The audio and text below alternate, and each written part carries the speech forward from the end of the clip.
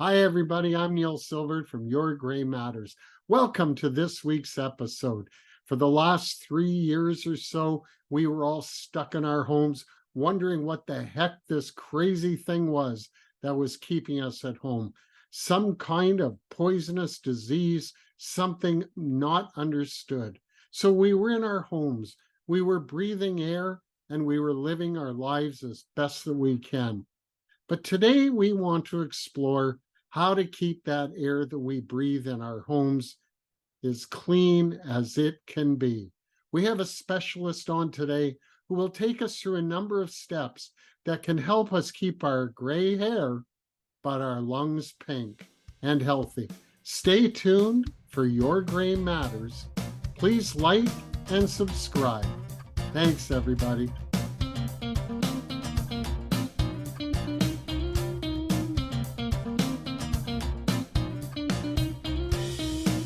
Hi, everybody. I'm Neil Silvert from Your Gray Matters. As you know, we love to provide solutions and tremendous ideas for people with gray hair. And whether you have gray hair or no hair, or you're working on both, this podcast is for you.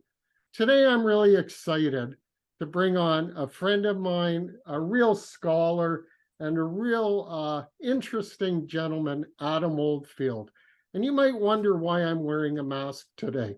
We're all aware of what's been happening with the fires, but in general, for years, I've been involved in the clean air industry. I've been interested in what we're breathing, not only outside, but inside. For the last 3 years, thanks to the pandemic, well, we've been wearing masks outside. The question is, with what's going on in your home, should you be wearing a mask inside? Now I'll take it off so you can see my pretty face. So let me introduce to everybody my good friend, Adam Oldfield. Adam Oldfield is a gentleman who I met 2 or 3 years ago, and I was fascinated by his story. And since then, we've done a number of things together in business and become close friends. But let me tell you a bit about Adam, and then let's go to the topic, which is about keeping your lungs nice and pink, not gray like our hair. And that is a concern.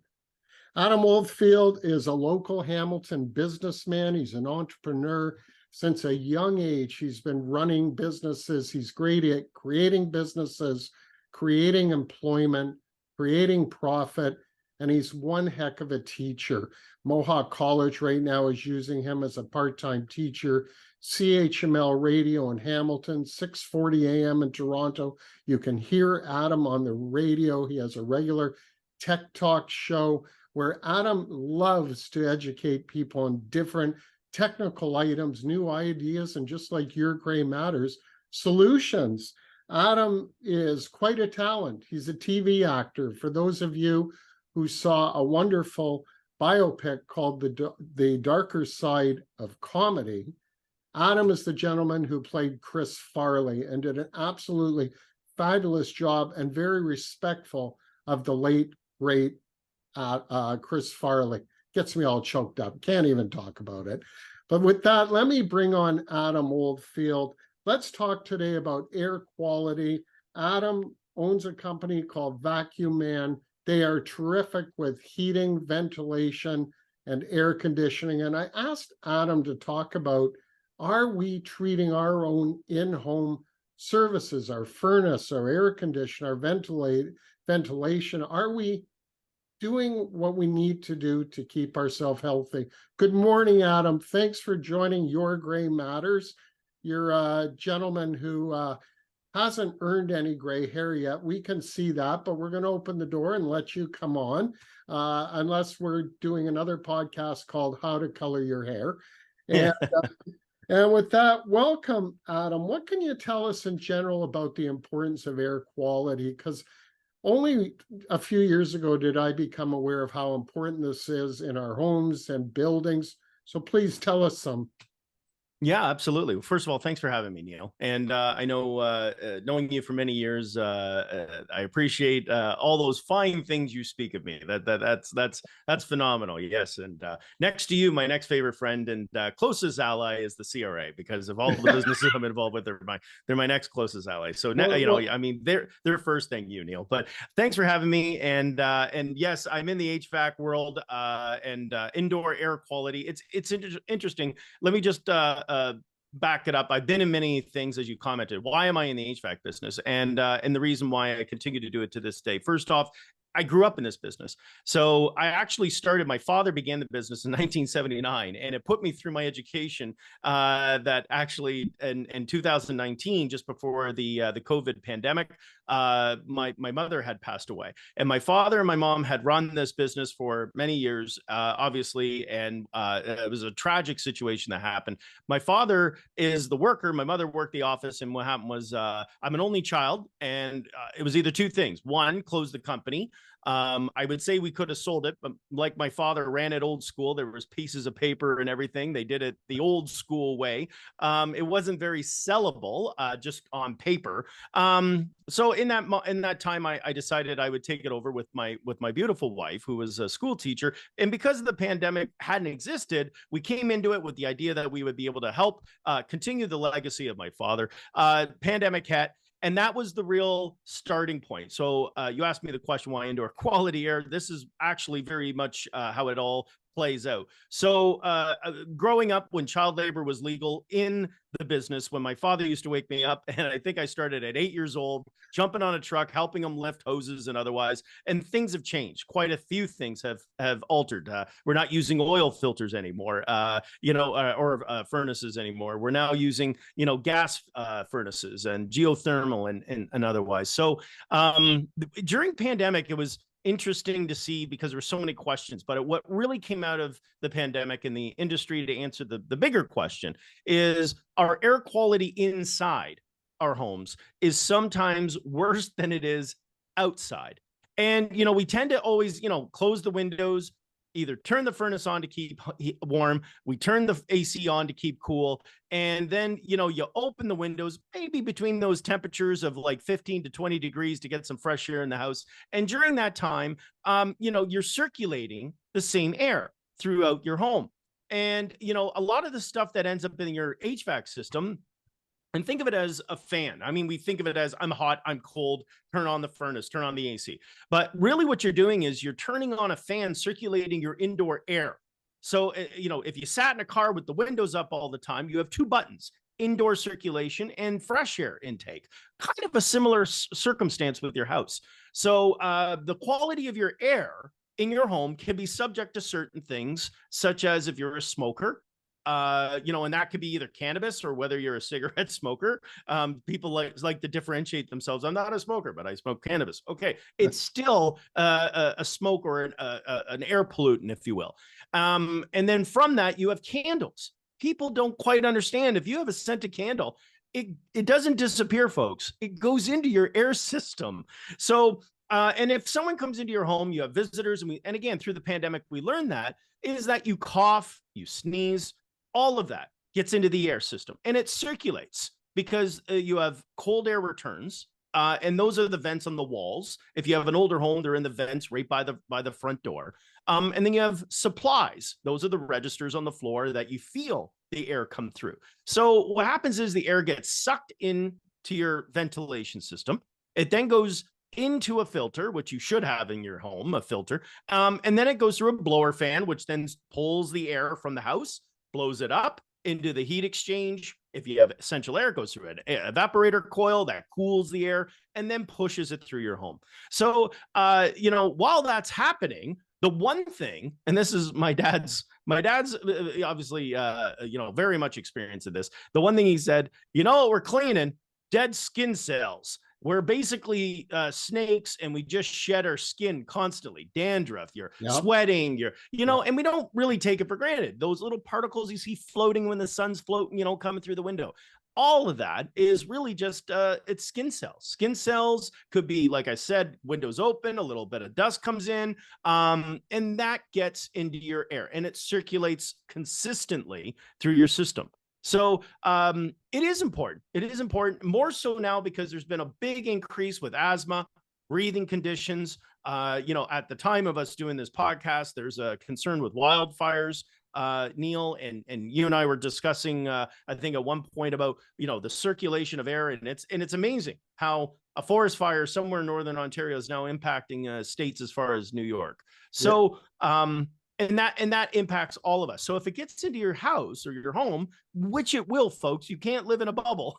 I know, we can protect it to a degree. That is one of the areas of why I enjoy what we do, is that we actually make a difference and clean people's circulation air systems in their homes. So Adam, this is really interesting stuff, because this is definitely having an effect on our health. There's no question about it. And these particulates that are in the air, skin, yummy. What a great topic. But the truth is, clearly, we're having these particulates roaming around, going through our systems. So there must be a need to clean our system. And yes. I'm just wondering how often you clean a system. What's required to keep things moving in a fresh way? Yeah, absolutely. Well, there's a lot of circumstances that you may want to take. Number one, if you've been in your home for a while and and you've done any renovations. And when I say renovations, even if you did a small drywall job, those sand particles that you've sanded on the drywall, those always get into the air system. They're so minute. They can get in your air system. You want to change your air filter, your furnace filter in your furnace every season. It should be a regular habit. It's almost like, please, we tend to forget about it. And what happens is it's there to trap that stuff I just talked about. It comes in and you may pull it out. And if you're like, oh, wow, you know what? Now that you mentioned it, I haven't looked at it. If you pull out that furnace filter and it's caked full of dirt, that's just what it caught. It's not necessarily what's getting back into the air system that is pushing and pulling directly through. So you want to make sure you change it on a regular basis. If you have an allergy or breathing concern, this is something important as well. You want to make sure you get the MERV count. That's MERV. That is the MERV count is how thick the filter is. Now, there's two types of filters. There's the paper filter, and then there's an electronic filter. Now, electronic filters are great. What they do is, they're electronic. If you bought one or you got a new furnace with the upgrade, they're great. What they do is they zap the bacteria. So think of it as an electrical jolt that takes any kind of a virus or bacterial that could be pulling through. We're talking about this in general. What it doesn't do is it doesn't necessarily stop all the dust particles. It's a metal filter. You need to wash those monthly as a regular base. And it's very easy. Pull it out, give it a rinse. And what it does is it uses a static electricity that charges through the bacteria, the virus, and then it can actually trap that bacteria on. If you're a paper guy, like, again, my dad's been doing this for a long time. He's not really a tech guy, but he does believe in the old paper way, and mainly because they're quick and easy to change, and you can change the level of thickness. So I believe they go up to a MERV 18. Now, MERV 18 is really thick. I'm going to tell you that, Neil. That's almost like putting, it's not exactly like that, but it's like putting plywood in between the furnace blower fan and the furnace. That's a thick filter. Yeah, it is. It's a very thick filter. But if you are very susceptible and you have a lot of allergy issues and you're just like, pollen and otherwise, and it's more and more becoming a problem, then a higher MERV may be where you want to go. Safely for most of us, it's safe to go with a MERV 10 to a MERV 13.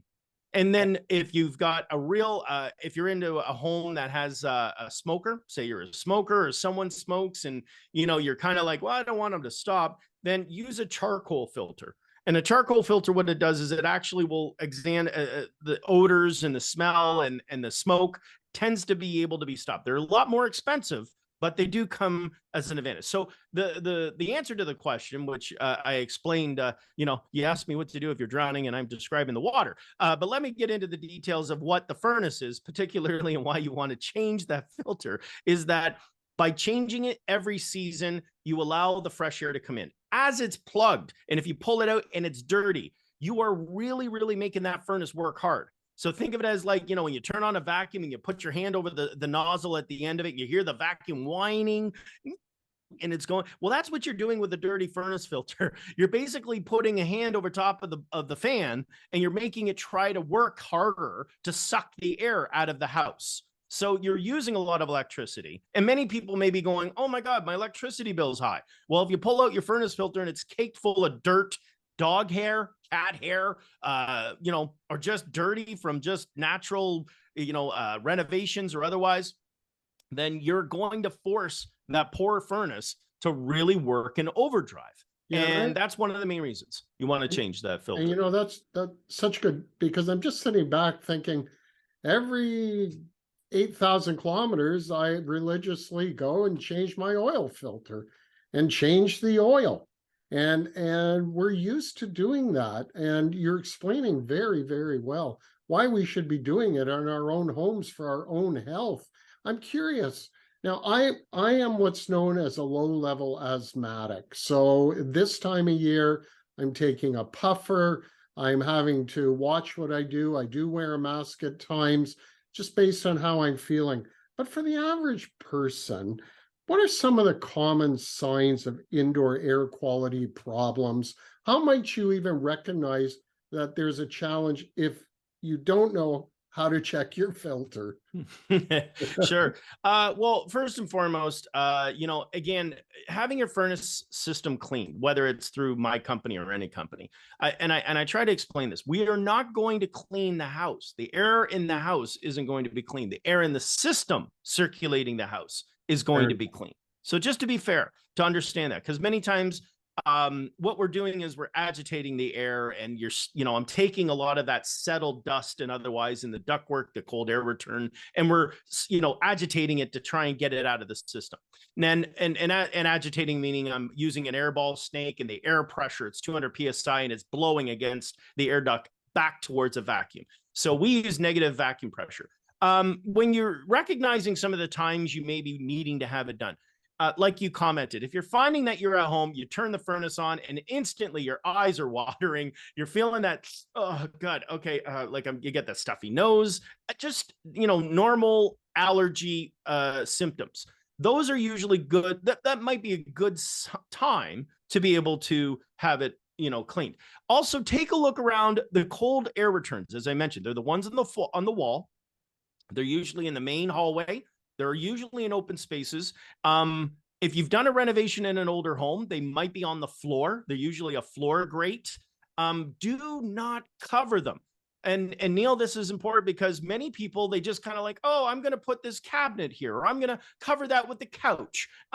It is, again, you're covering it like I mentioned earlier, you're going to be covering the airflow, forcing the furnace to work harder. Try to make your cold air returns open. Not so much with the registers, because if you cover a register, the air will just move in a different direction and try to force it in a different room. Right. But right. if you're talking a cold air return, there's so many times I've gone into a home and I'm looking for the cold air return, and I'm say to the person, where's your cold air return? And they're, oh, I'm not sure where it is. And when I pull back a dresser or a beautiful dining room cabinet, it looks gorgeous. I'm like, your poor furnace, your electricity must be just dying right now. Yeah. So the point of the sign I was getting at is the cold airs are usually the dirtiest because it's pulling the air from the home in. So it gets caught on the grates.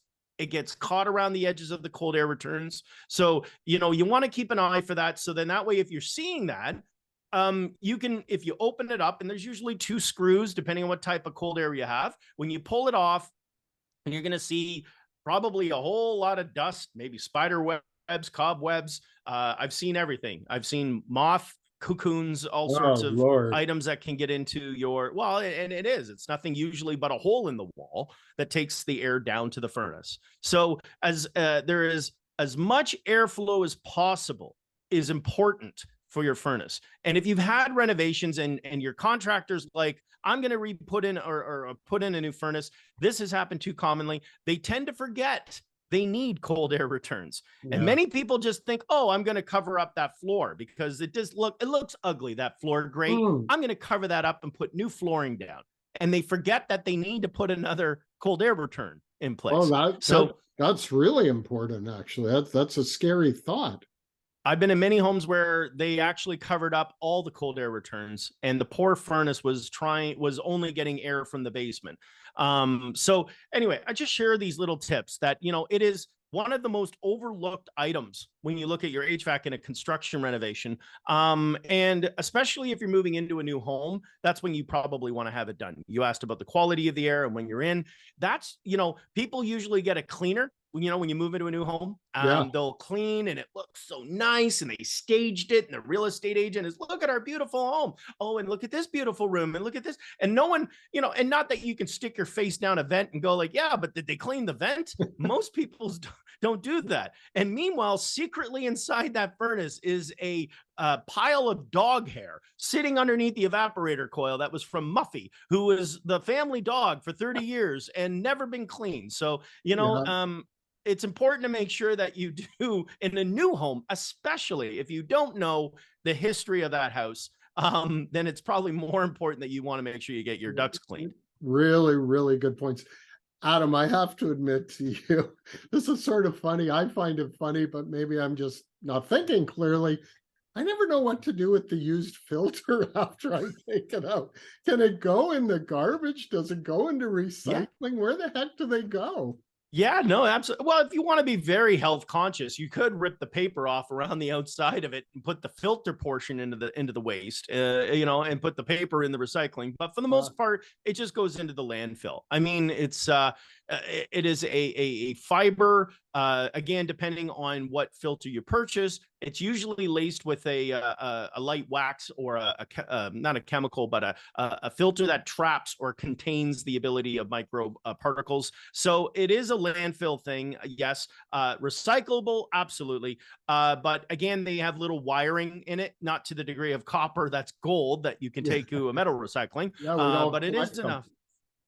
More for rigidness than anything else. But it is really yeah, when you take it out, you can just, more or less throw it out. Sounds good. So, like any kind of technology, over the years, things must have changed.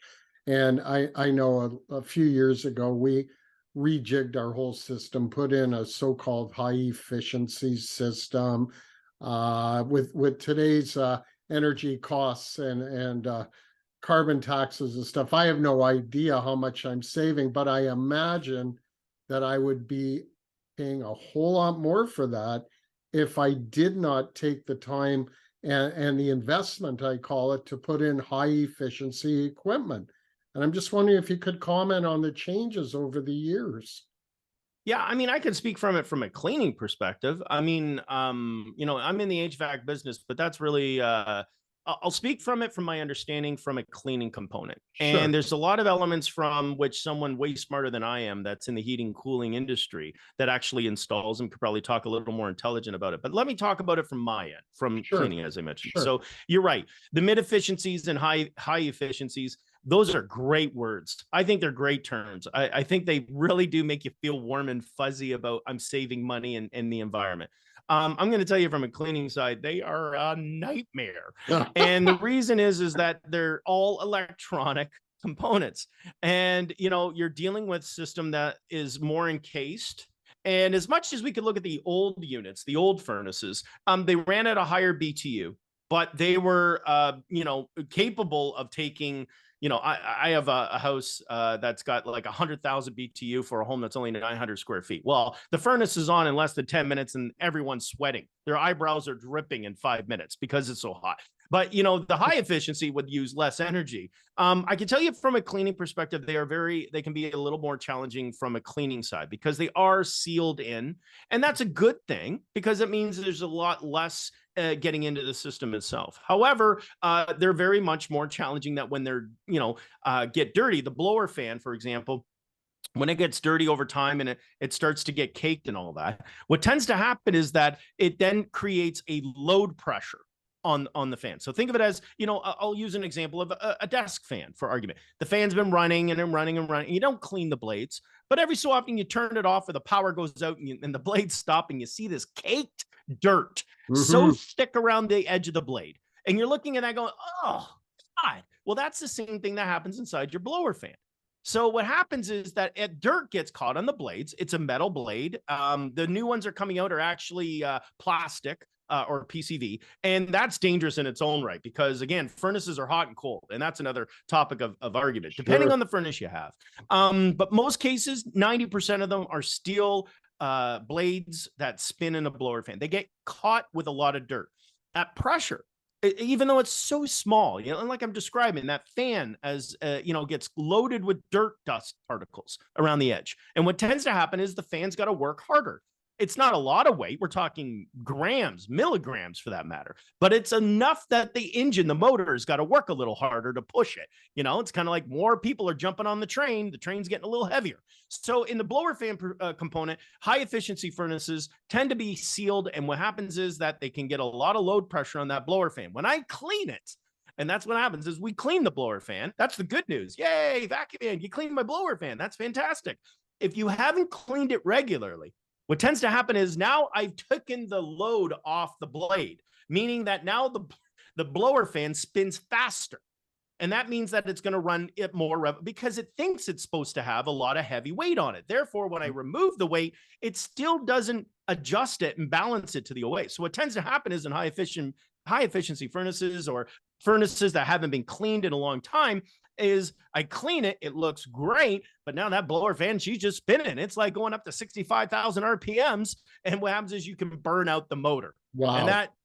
And that's where, and to go back to the point of the benefits and negatives of it all is that it's good to keep it clean on a regular basis, Neil. That's the point. If you don't do it, and I speak to people, you should clean your air duct system between 3 to 5 years.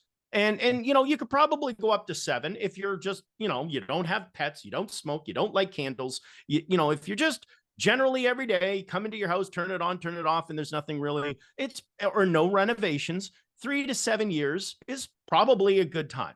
Once you start to get into the 10 to 15, that's when you're getting a lot of dust and particles. And like I say, I hate to say that spiders, they're not like, oh, that's a clean house, I ain't hanging out. They're going to find a nice warm spot inside that cold air return. So you're going to, want to make sure you clean it in that time. And during that time is where the load pressure can start to build up on the components within the furnace itself if it's not cleaned. It's really interesting, Adam, because when I first became aware of cleaning my air regularly, cleaning the system, I remember, this is going back quite a few years ago, physically becoming aware that the air seemed lighter and easier to breathe. I mean, I had a physical ability to recognize that I was breathing easier. There was literally something not in the air.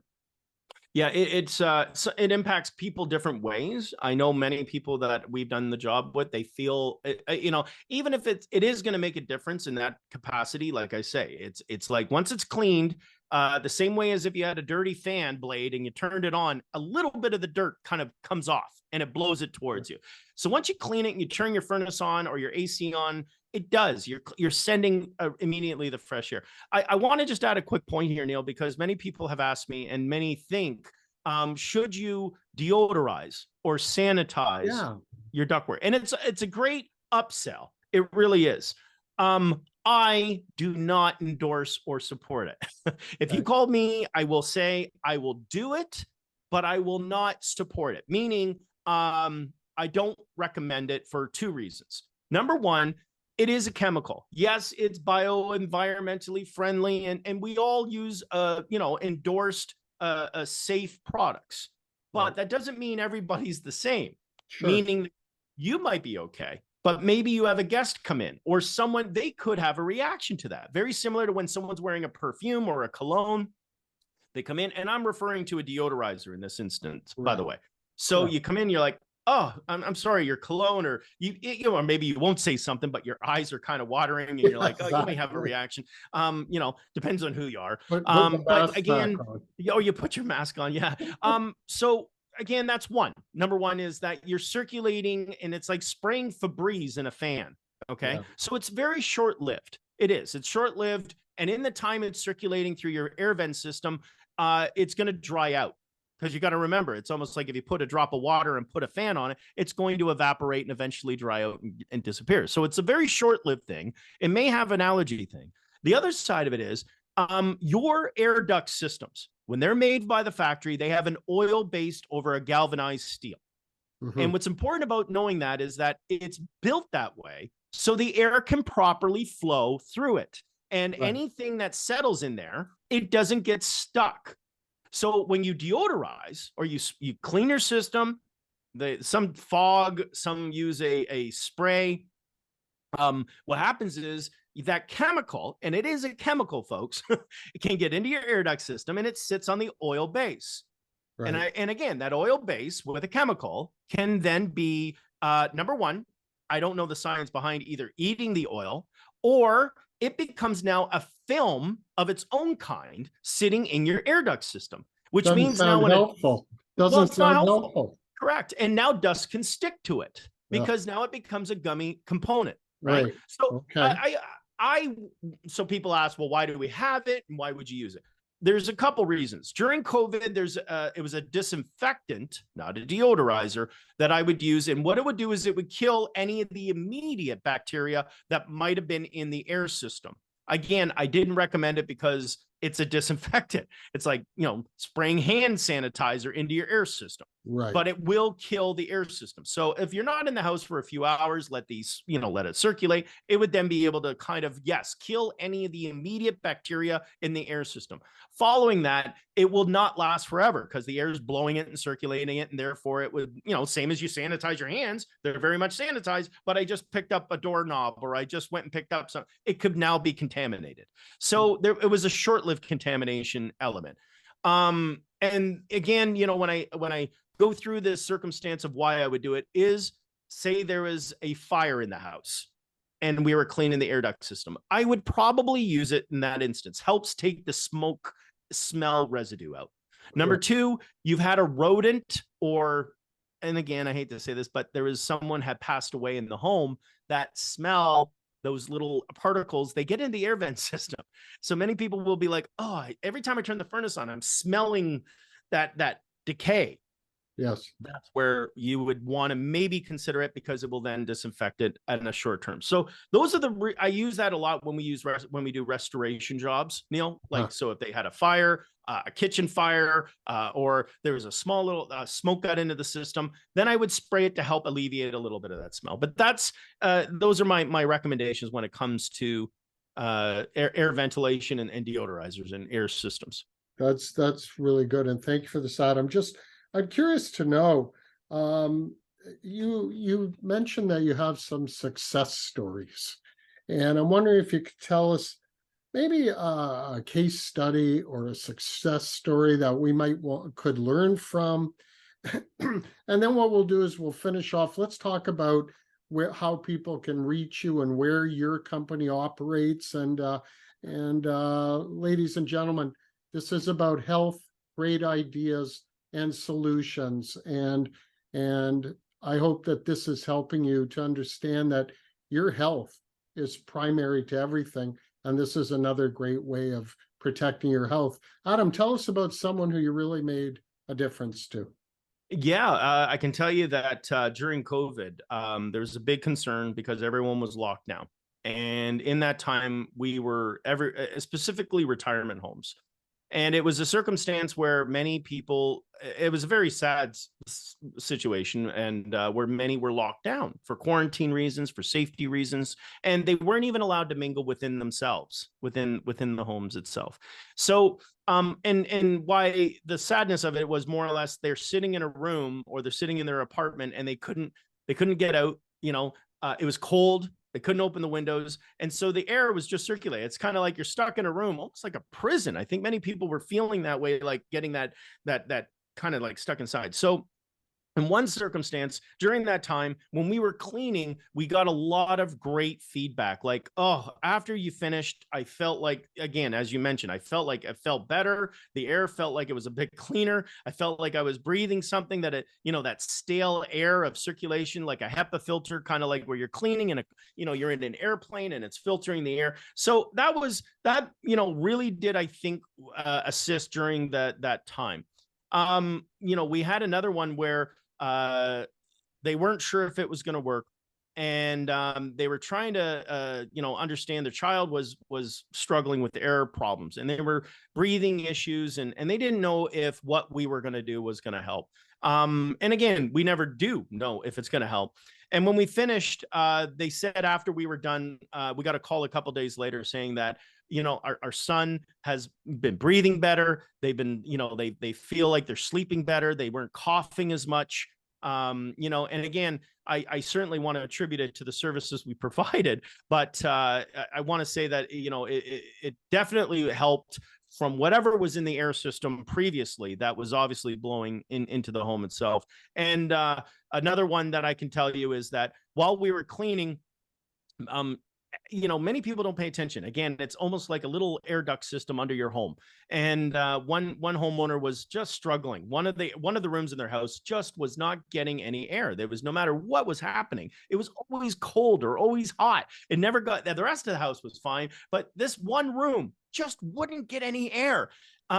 Anyway, after we cleaned it, we discovered that somebody had stuck some socks and shirt down there. And while we were cleaning, we managed to take the airflow out. Now, maybe they were trying to move the air somewhere else, but I tell you, they were so ecstatic because they were ready to go get a whole contractor in and start looking at renovating the house, and realized the duct system and a new furnace. And after we took out their shirts and socks, and I won't tell you, I've been doing this now for many years, but there's been many, many interesting things. It's almost like Shawshank Redemption ductwork kind of things. What's down there? It's a mystery to many. So anyway, I can tell you that I probably saved about a $15,000 renovation from removing a few socks and a shirt from an air duct system that allowed this one room in the far side of the house to finally get a little colder or a little warmer.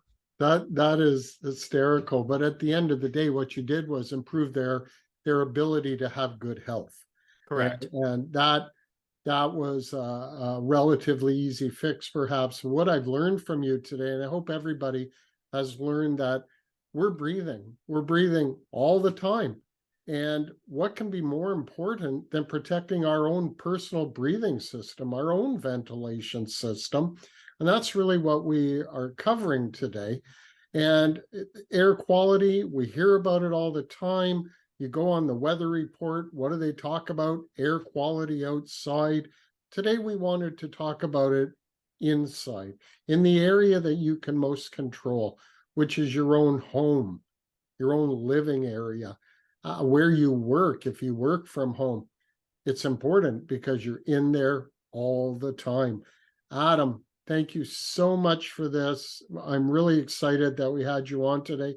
If people want to get a hold of you, how best to get a hold of you? And also, I think that you focus more in Hamilton, Burlington, Oakville, or maybe tell us the best way to reach you and how to take advantage of your company. Absolutely. Well, if you're interested, it's Vacuman, VACUMAN.com. We do service Hamilton, Burlington, Oakville, and Mississauga.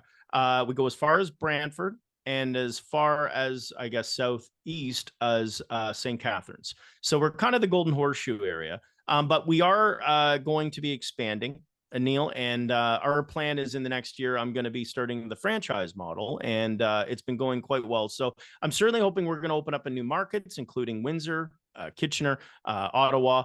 So we've had a lot of requests in those areas with our service. So for now, we're just in the Golden Horseshoe area. And again, we're a small family-run business, but mighty and large. And my father is still involved in the business, and I refuse to let him retire. So every so often, I drag him out and make him go out and make him still think and use those old skills that he's used for 40 years. I still make him still work. So you might either talk to me, but you might even still see my dad in the business. Oh my God, that would be fantastic. Well, maybe I'll have him on. He has the right colored hair. So, Adam, thank you so much. Bless your heart, everybody. We will be posting how to reach Adam for you. And thank you for listening today. Please attend to your air.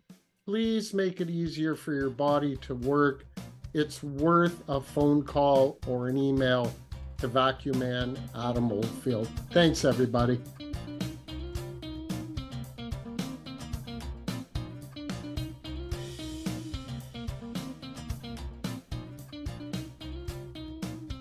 Use thoughts, and opinions expressed are the speaker's own and do not represent the views, thoughts, and opinions of the Your Gray Matters podcast. The material and information presented here is for general information purposes only.